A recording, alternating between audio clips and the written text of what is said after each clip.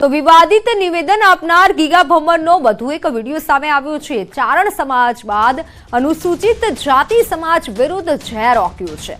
અનુસૂચિત જાતિ સમાજ સામે ટિપ્પણી કરતો વિડીયો વાયરલ થયો છે। વિડીયો વાયરલ થતા અનુસૂચિત સમાજના આગેવાનોમાં રોષ જોવા મળ્યો।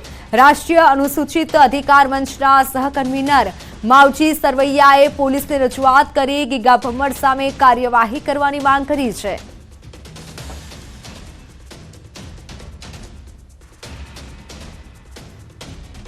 દલિત સમાજની વિરુદ્ધમાં જે ગુજરાત સરકારે જે શબ્દો દૂર કર્યા છે, જેને પ્રબાન છે, જે શબ્દોથી દલિત સમાજનું અપમાન થાય છે, એવા દલિત સમાજને અપમાન થાય એવા શબ્દો બોલી એને વિડીયો વાયરલ કર્યો છે અને સમાજમાં એને જાહેર સ્ટેજ ઉપર એવું કીધું છે કે દલિત સમાજના લોકોએ ખોટી એટ્રોસિટીની ફરિયાદ કરી છે। પરંતુ ગીગાભાઈ ભમ્મરને હું મીડિયાના માધ્યમથી કહેવા માંગુ છું, આવા તમે નિવેદન આપો છો। ગીગાભાઈ ભમ્મરે દલિત સમાજનું અપમાન કર્યું છે અને બંધારણની જેને બીક ન હોય એવી રીતે એ બોલે છે મીડિયામાં, સોશિયલ મીડિયામાં અને જાહેર પ્રસંગોમાં એવું બોલે છે જે બંધારણની વિરુદ્ધ હોય છે। પોતે ડીએસપીથી પણ ઉપર હોય એવા શબ્દો બોલે છે। દલિત સમાજનું જેને અપમાન કર્યું છે, આ વિડીયોના માધ્યમથી મને પણ દુઃખ થયું છે। બે સમાજ વચ્ચે વૈમનસ્ય ફેલાવે એવો વિડીયો છે। એટલે જિલ્લાના પોલીસ વડા અને રેન્જ આઈજી સાહેબને મેં પત્ર પાઠવીને રજૂઆત કરી છે કે આવા લોકો સામે તાત્કાલિક ફરિયાદ દાખલ કરવી જોઈએ।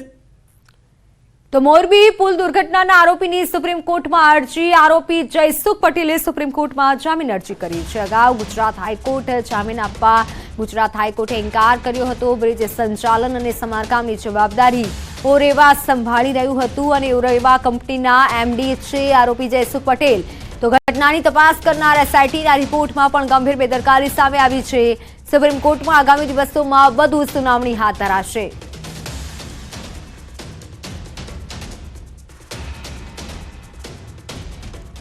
વાત સુરતની। સુરતના સારોલીમાં વિધવા સાથે 15 લાખની છેતરપિંડી કરનાર યુવકની ધરપકડ કરાઈ છે। આરોપીએ 42 વર્ષીય વિધવા મહિલાને પ્રેમ જાળમાં ફસાવી મૃતક પતિની વીમા પોલિસીના 15 લાખ રૂપિયા પડાવી લીધા હતા।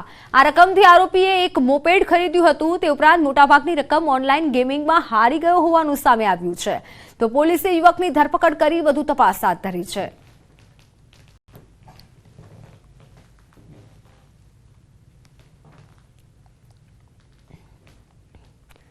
વડોદરા હિટ એન્ડ રનની ઘટનાના કેસના વધુ એક વિડીયો જેમાં સામે આવ્યો છે। દુર્ઘટના બાદ કુશ પટેલ 4 કિલોમીટર સુધી ભાગ્યો હોવાનો દાવો છે। જાગૃત નાગરિકે કુશની કારનો પીછો કરી તેને રાજમહેલ રોડ પાસે રોકાવ્યો હતો અને જે બાદ પોલીસને સોંપી દીધો હતો। કુશ પટેલ ભાગતો હોય તેવો વિડીયો સામે આવ્યો છે। દાવો છે કે બે યુવકને ટક્કર માર્યા બાદ કુશ ભાગવાની ફિરાકમાં હતો। જોકે જાગૃત નાગરિકે તેનો પીછો કર્યો હતો અને આ દરમિયાન તેણે ફૂલ સ્પીડમાં કાર ચલાવી હતી। વિડીયોમાં જોઈ શકાય છે કે કુશને લોકો બૂમો પાડી રહ્યા છે કે કાર રોકી દે, છતાં તે કાર લઈ અને જઈ રહ્યો છે, બ્રેક નથી લગાવતો।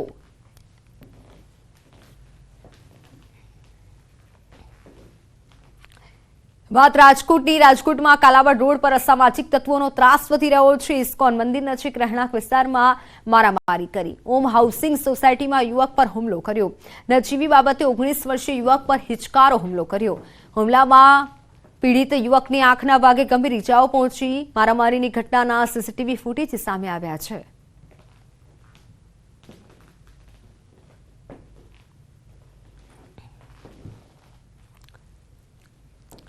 વડોદરાના સાંગડોલ ગામમાં દીપડાની દહેશત। ગામમાં દીપડાની દહેશત। સ્થાનિકોના ઉજાગરા। પશુઓને બચાવવા ખેડૂતોની રાત્રિ ફેરી। રાત્રિના સમયે દીપડો પશુઓનું મારણ કરી રહ્યો છે। વન વિભાગને રજૂઆત છતાં પગલાં ન લેવાતાનો આક્ષેપ થઈ રહ્યો છે। દીપડાને પાંજરે પૂરવા ગ્રામ્યજનો ઉજાગરા કરી રહ્યા છે। વન વિભાગે કાર્યવાહી ન કરતા ખેડૂતો રાત્રે જાગવા મજબૂર બન્યા છે। દેવ નદીના કિનારાના ગામે દીપડાના ડર વચ્ચે ગ્રામ્યજનો જીવી રહ્યા છે।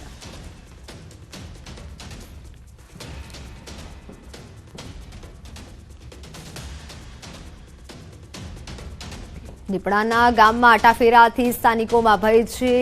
ખેડૂતો સ્થાનિકો રાત્રે ફેરી કરી રહ્યા છે। પશુઓને બચાવવા માટે ખેડૂતો રાત્રે ફેરી કરી રહ્યા છે। જોકે વન વિભાગ ન પહોંચ્યું હોવાના પણ આક્ષેપો થઈ રહ્યા છે। ગામમાં દીપડાની દહેશતથી સ્થાનિકો રાત ઉજાગરા કરી રહ્યા છે।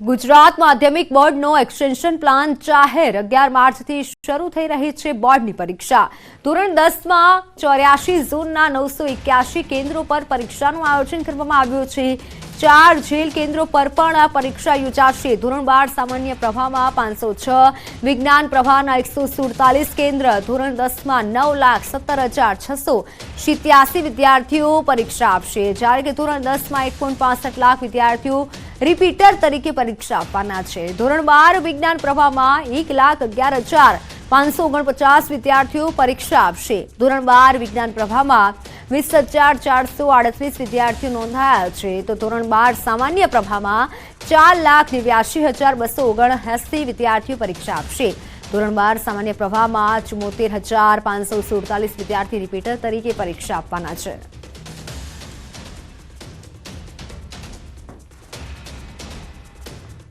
જામનગરના નરારા ટાપુથી કોરલનું સ્થળાંતર કરાયું છે દરિયાઈ જીવસૃષ્ટિ કોરલને પરવાળા તરીકે ઓળખાય છે નરારા ટાપુ પર આઈઓસીની પાઇપલાઇનના સમારકામને લઈને કાર્યવાહી કરવામાં આવી રહી છે 5 કિલોમીટર દૂર નવી સાઇટ પર કોરલને ખસેડાયા છે વર્ષ 2021થી 16,000થી પણ વધારે કોરલનું સ્થળાંતર દરિયાઈ જીવસૃષ્ટિ બચાવવા આ નિર્ણય લેવાયો હતો મરીન નેશનલ પાર્ક અને જીઓલોજીકલ ડિપાર્ટમેન્ટની કામગીરી 90% કોરલને સજીવ સ્થળાંતર કરવામાં સફળતા મળી છે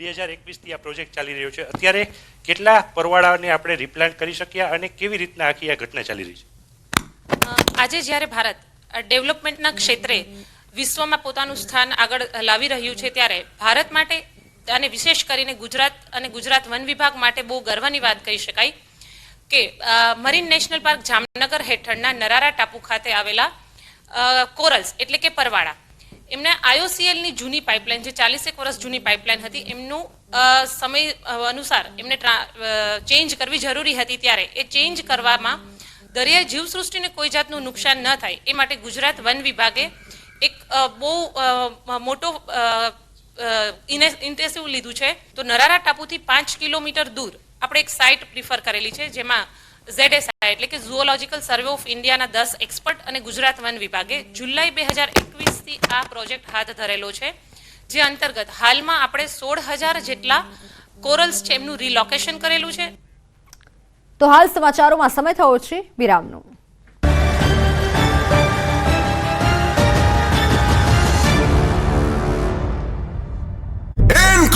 ચોરી ઝડપાઈ ખાણ ખનીજ વિભાગે રેતી ચોરી કરનાર સામે કાર્યવાહી કરી એક લોડર જેસીબી 3 ટ્રેક્ટર ડમ્પર સહિતના વાહનો કબજે કર્યા રાજ્યમાં નકલી કચેરી નકલી ઘી બનાવટી બાબતો માટે ગૃહમાં હોબાળો થયો હતો વિપક્ષના ધારાસભ્યોએ વેલમાં ધસી આવ્યા હતા કોંગ્રેસના ધારાસભ્યોએ સૂત્રોચ્ચાર કરી હોબાળો કરતા સ્પીકરે ધારાસભ્યોને સસ્પેન્ડ કરી દીધા હતા આ પછી અધ્યક્ષના સસ્પેન્શનના હુકમને